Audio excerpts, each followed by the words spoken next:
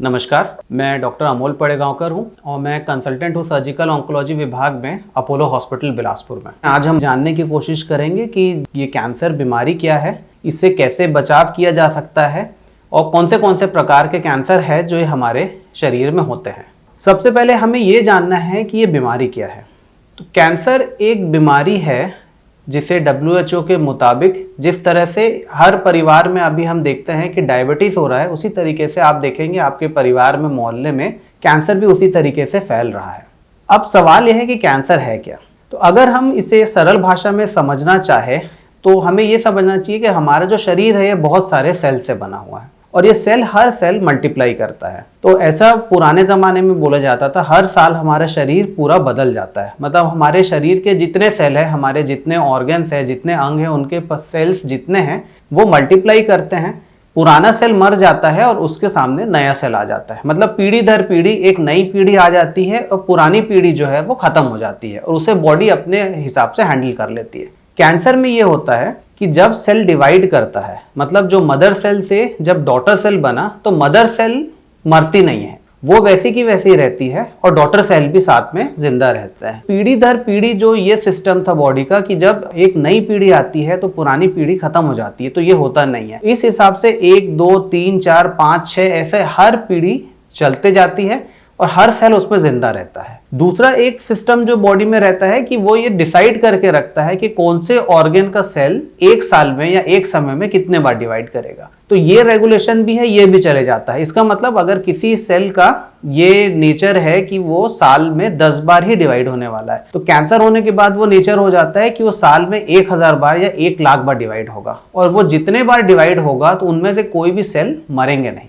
इस दौरान जिस ऑर्गन में ये डिवाइड होते हैं वहां की ब्लड सप्लाई एक डेफिनेटिव अमाउंट में रहती है। मतलब ऐसा नहीं होता है कि हम एक इनडेफिनेट ब्लड सप्लाई किसी ऑर्गन को बॉडी दे दे। तो ये सेल क्या करते हैं, जस्ट बिकॉज इनका ब्लड सप्लाई नॉर्मल रहता है, नंबर ऑफ सेल्स बहुत ज्यादा हो जाते हैं, तो ये धीरे धीरे दूसरे सेल में जाते हैं, ब्लड वेसल को इन्वेड करते हैं ताकि वो दूसरे सेल में पहुंचे और वहां से अपना न्यूट्रिशन ले। और इस दौरान जो हम ये कहते हैं कि कैंसर जब पता चला या छोटा सा कैंसर था बट शरीर में फैला हुआ था, उसका रीजन यही होता है, वो सेल प्राइमरी ऑर्गन में डिवाइड करते हैं और वो अपने ग्रोथ के लिए दूसरे ऑर्गन में जाते हैं और फिर वो वहां डिवाइड करते हैं, जिससे बोला जाता है कि कैंसर का फैलाव हो गया है। तो अगर इसे हम डिफाइन करें कि व्हाट इज कैंसर, तो सिंपल भाषा में बोला जाता है कि एबनॉर्मल प्रोलिफरेशन ऑफ सेल्स। एक बहुत सिंपल सी definition, abnormal proliferation of cells से हम समझ सकते हैं कि यह कैंसर है। ऐसे कौन से अंग हैं जिसमें कैंसर हो सकते हैं और पुरुष और महिलाओं के कैंसर में कौन से ऐसे कैंसर है जो सबसे ज्यादा कॉमन है। अगर हम प्रैक्टिकली बात करें तो शरीर का ऐसा कोई भी हिस्सा नहीं है जहां पे कैंसर नहीं हो सकता है। इसका मतलब यह है कि हमारे सिर से लेके पैर तक हर जगह पे, हर ऑर्गन पे, इवन हमारी चमड़ी के ऊपर, हमारे हड्डियों पे, हमारे सॉफ्ट टिश्यू पे, पेट के अंदर जितने ऑर्गन है जिनमें प्रमुख लीवर आता है, स्टमक है, हमारे स्मॉल इंटेस्टाइन है, लार्ज इंटेस्टाइन है, रेक्टम है, गॉल ब्लैडर है, पैनक्रियाज है, इनमें हर किसी में कैंसर हो सकता है। अगर हम चेस्ट में आए तो लंग कैंसर बहुत ज्यादा कॉमन है। एक जो कैंसर हम जिसके बारे में बात करना भूल जाते हैं वो है ब्लड कैंसर, या जो लिम्फ नोड्स होते हैं उनका कैंसर, जिन्हें लिम्फोमा कहा जाता है। मुंह के अंदर का कैंसर जो सबसे ज्यादा कॉमन कैंसर है भारत में, जिसमें गाल का कैंसर, जो जबड़े का कैंसर है, जीभ का कैंसर, स्वर पेटी का कैंसर, हमारे जो खाने की नली है जिसे ईसोफेगस कहा जाता है, इसका कैंसर, ब्रेन के ट्यूमर होते हैं तो इनका कैंसर होता है। स्त्री रोग में अगर देखा जाए तो ओवरी का cancer, uterus cancer, cervical cancer, vagina का कैंसर, इन हर जगह पे कैंसर होता है। तो अगर देखें तो हमारे सिर से लेके पैर तक ऐसा कोई अंग नहीं है जिसमें कैंसर नहीं हो सकता है। अगर हम ये देखें पुरुषों और महिलाओं में होने वाले कैंसर के बारे में बात करें तो पुरुषों में 2 कैंसर सबसे ज्यादा जो कॉमन है वो है मुंह के कैंसर और लंग का कैंसर, और इनका जो प्राइमरी कॉज है वो है तंबाकू। तो अगर हम टोबैको या फिर तंबाकू को हर फॉर्म से, मतलब उसको अगर हम तंबाकू जैसा खाते हैं चूना में मिला के, या फिर जो पाउच में जो मसाला मिलता है वो खाते हैं, या स्मोक करते हैं बीड़ी या सिगरेट, तो ये प्रमुख कारण है। या फिर हमें बोलना चाहिए ये ऑलमोस्ट 95% केसेस में मुंह के कैंसर, थ्रोट का कैंसर या फिर हमारे लैरिंग्स का, वॉइस बॉक्स का कैंसर और लंग कैंसर का जो कारण है वो टोबैको है। और ये मोस्ट कॉमन जो 2 कैंसर है ये मेल्स में, मतलब पुरुषों में पाए जाते हैं। महिलाओं के कैंसर की बात करें तो सबसे ज्यादा कॉमन कैंसर महिलाओं में है वो ब्रेस्ट कैंसर, मतलब स्तन का कैंसर। और सेकंड जो मोस्ट कॉमन कैंसर है वो सर्वाइकल कैंसर, इसका मतलब गर्भाशय के मुख का cancer. Surprisingly third common cancer है वो जो है वो भी मुख का कैंसर है महिलाओं में। तो अगर हम देखें पुरुषों में सबसे ज्यादा कॉमन कैंसर है तो मुंह का कैंसर और लंग का कैंसर। महिलाओं में जो मोस्ट कॉमन कैंसर है वो breast cancer, second most common है सर्वाइकल कैंसर और थर्ड मोस्ट कॉमन कैंसर है वो अगेन मुंह का कैंसर है। हम यह जानने की कोशिश करेंगे कि जो महिलाओं में सबसे ज्यादा कॉमन दो कैंसर है, ब्रेस्ट कैंसर और सर्वाइकल कैंसर, क्या इससे बचाव संभव है कि नहीं। तो अगर ये देखा जाए कि ब्रेस्ट कैंसर कितना कॉमन है, प्रायः ये माना जाता था कि ये जो एल्डरली वुमेन है, मतलब जो 45 या 50 साल से ऊपर की जो महिलाएं हैं उनमें ब्रेस्ट कैंसर होने की संभावना ज्यादा होती है। बट पिछले एक दशक में, पिछले 10 साल में यह जो थॉट था ये अब चेंज हो गया है। तो अब ऐसा है कि 30 से 40 साल की भी महिलाओं में बहुत कॉमनली ब्रेस्ट कैंसर मिल रहा है। इंपॉर्टेंट यह है कि क्या हम ब्रेस्ट कैंसर से बच सकते हैं, और इसका जवाब है बिल्कुल। ब्रेस्ट कैंसर ऐसा कैंसर है अगर हम रेगुलर चेकअप में रहे तो इससे बचाव किया जा सकता है। चेकअप में हमें क्या करना है, तो चेकअप दो तरीके से किया जाता है, एक तो जो महिला जो खुद करती है और एक जो डॉक्टर के पास किया जाता है। तो सेल्फ ब्रेस्ट एग्जामिनेशन यह पेशेंट को हर महीने में एक बार करना चाहिए। इसका एक पूरा प्रोफार्मा है, एक पूरा तरीका होता है जो आप किसी भी कैंसर की वेबसाइट में जाके या फिर एक यूट्यूब के चैनल पे या अपोलो कैंसर हॉस्पिटल के चैनल पे भी देख सकते हैं कि सेल्फ ब्रेस्ट एग्जामिनेशन किया कैसे जाता है। उसमें 8 से 10 पॉइंट होते हैं। कुछ पार्ट को आपको खड़े होकर करना पड़ता है, कि इसको आपको लेट के करना पड़ता है। और इसमें जो सबसे इंपॉर्टेंट चीज हमें जाननी होती है वो यह होती है कि ब्रेस्ट में कहीं पे कोई गठान तो नहीं है, क्योंकि जो सबसे कॉमन सिम्टम या सबसे कॉमन कंप्लेन होती है किसी भी पेशेंट की जो ब्रेस्ट कैंसर से ग्रसित होता है कि उनके स्तन में कोई गठान है। तो सेल्फ ब्रेस्ट एग्जामिनेशन में पेशेंट को सिर्फ ये ट्रेन किया जाता है, या नॉर्मल स्त्रियों को ये ट्रेन किया जाता है कि हमें किसी गठान को फाइंड आउट करना है, और अगर हमें कोई भी ऐसा कुछ कहीं पे भी लगता है दोनों ब्रेस्ट में कि कोई गठान जैसा कुछ फील हो रहा है तो हमें डॉक्टर की सलाह लेनी चाहिए। दूसरा जो होता है पार्ट ब्रेस्ट कैंसर से बचाव के लिए वो है डॉक्टर द्वारा किए जाने वाली जांच। इसमें जो सबसे इंपॉर्टेंट जांच है वो है मैमोग्राफी। मैमोग्राफी एक तरह का स्पेशली डिजाइंड एक्सरे है जो सिर्फ ब्रेस्ट को एक्सरे करता है, और ब्रेस्ट में एक्सरे करने के बाद वो जिस डिसीज को पकड़ता है उसको हम बोलते हैं DCIS, मतलब डक्टल कार्सिनोमा इन सीटू। अभी डक्टल कार्सिनोमा इन सीटू क्या है, तो एक सेल होता है नॉर्मल सेल, एक सेल होता है कैंसर का सेल। जब नॉर्मल सेल कैंसर में बदल गया, इन सीटू मतलब इसके बीच की जगह, मतलब ये जो सेल है, ये जो हमारे ब्रेस्ट में जो चेंजेस हुए हैं ये कैंसर की तरफ कन्वर्ट हो रहे हैं, बट ये अभी कैंसर में डेवलप नहीं हुए हैं। तो ये वो स्टेज है जिसमें हम मैमोग्राफी के द्वारा ये पता करते हैं कि हाँ ये जो मरीज है इसके ब्रेस्ट में ये चेंजेस आने चालू हुए हैं। उसे बायोप्सी द्वारा कंफर्म किया जाता है और अकॉर्डिंगली उसको ट्रीट किया जाता है। इससे यह फायदा होता है कि ट्रीटमेंट कॉस्ट बहुत कम होती है, ट्रीटमेंट का ड्यूरेशन कम होता है, और हम होल ब्रेस्ट को ट्रीट करके इसकी प्रोबेबिलिटी ठीक होने की ऑलमोस्ट 100% करते हैं कि ये फ्यूचर में कैंसर में कन्वर्ट ना हो। तो मैमोग्राफी, और इसे करना कब है, 40 साल के बाद। तो 40 साल की जितनी महिलाएं हैं साल में एक बार हमें सिर्फ मैमोग्राफी करना है। इसे हर महीने, हर 3 महीने में करने की जरूरत नहीं है। साल में अगर हम एक बार मैमोग्राफी करते हैं, अगर वो नॉर्मल है तो उसको हमें अगले साल करना है फिर से। अगर उसमें कुछ चेंजेस दिख रहे हैं तो आपके डॉक्टर आपको एडिक्वेट टेस्ट बताएंगे। वो टेस्ट बता के हमको कंफर्म करना है कि उसमें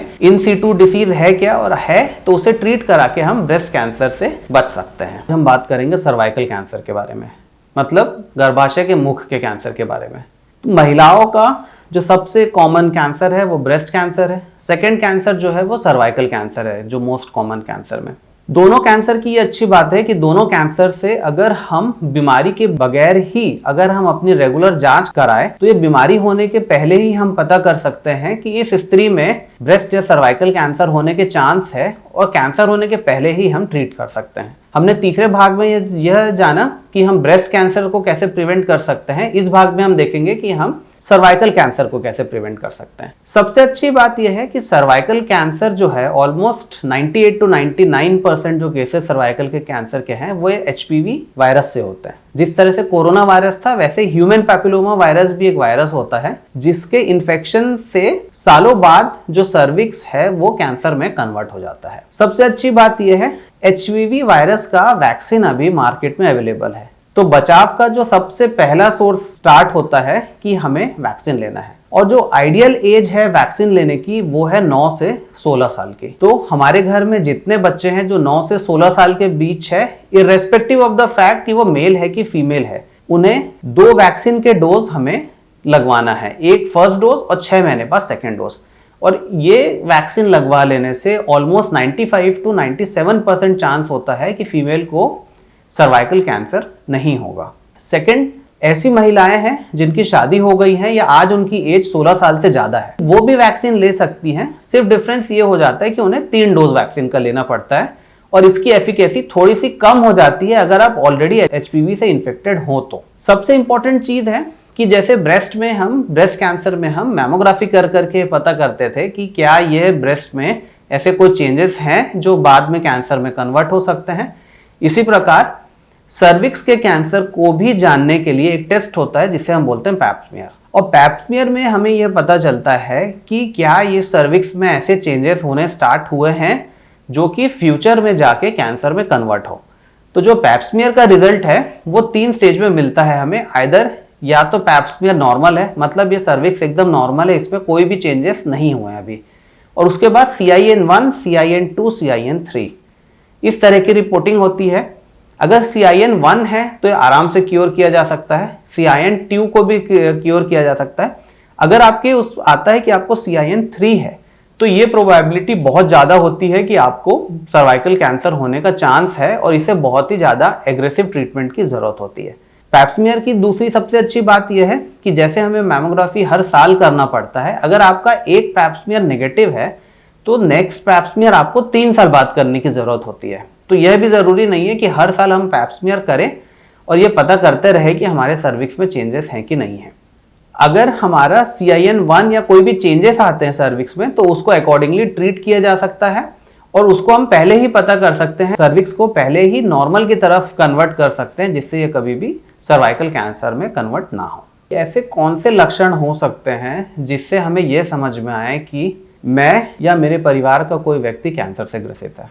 तो सबसे बड़ी बात हमें ये जानना चाहिए कि ऐसा कोई भी परेशानी, शारीरिक परेशानी जो दवाई लेने के बाद भी या बहुत लंबे समय तक बनी हुई है तो यह हमको एक कैंसर के लक्षण की तरफ ढकेलती है। जैसे अगर एग्जाम्पल में बात करें कि मुंह का कोई भी छाला जो बहुत ज़्यादा दवाइयाँ लेने के बाद, हमारे जो भी लोकल डॉक्टर हैं उनको दिखाने के बाद और आपके मल्टीपल ट्रीटमेंट के बाद भी अगर ठीक नहीं हो रहा है, बढ़ रहा है, तो इसे हमें सोचना चाहिए कि ये कैंसर में कहीं कन्वर्ट तो नहीं हुआ है। सेकेंड एग्जाम्पल है शरीर की कोई भी गठान, जैसे कि हाथ पैर में अगर कोई गठान जो अचानक उत्पन्न हुई हो या तेजी से बढ़ना चालू हो गई हो, या ब्रेस्ट की गठान हो जो पहले से नहीं थी अभी मरीज को दिख रही है और वो बढ़ रही है। और इसमें सबसे ज़्यादा इंपॉर्टेंट ये रहता है ऐसी कोई भी गठान जिसमें दर्द ना हो। अगर दर्द रहित गठान है तो ये ज़्यादा संकेत करती है कैंसर होने के, ना कि अगर उसमें दर्द हो तो। तीसरा इंपॉर्टेंट चीज़ है भूख ना लगना। आप नॉर्मल थे, अब आपको भूख नहीं लग रही है। अनएक्सप्लेन्ड वेट लॉस मतलब आपको भूख भी नहीं लगता है और आपका वेट लॉस भी होते जा रहा है। यूजुअली अगर 10% से जितना भी आपका वेट है, अगर 1.5 से 2 महीने में 10% से ज़्यादा आपका वेट लॉस हो रहा है तो उसे सिग्निफिकेंट माना जाता है और उसके लिए हमें एक मेडिकल चेकअप कराना चाहिए। दूसरी चीज़ है बॉडी के कहीं से भी किसी भी ओरिफिस से अगर ब्लीडिंग हो रही है, इसका मतलब है अगर आप मोशन पास कर रहे हैं उसमें ब्लीडिंग हो रही है, अगर पर वेजाइनल ब्लीडिंग हो रही है, नाक से ब्लीडिंग आ रही है, आपका जो कफ है या स्पूटम जो आ रहा है उसमें अगर ब्लड आ रहा है, या उल्टी जो हो रही है उसमें अगर ब्लड आ रहा है, तो ये हमें सोचना चाहिए कि कहीं ये कैंसर तो नहीं है और हमें एक विशेषज्ञ से बिल्कुल जांच करा के इसको कंफर्म करना चाहिए कि कैंसर है या कैंसर नहीं है। धन्यवाद।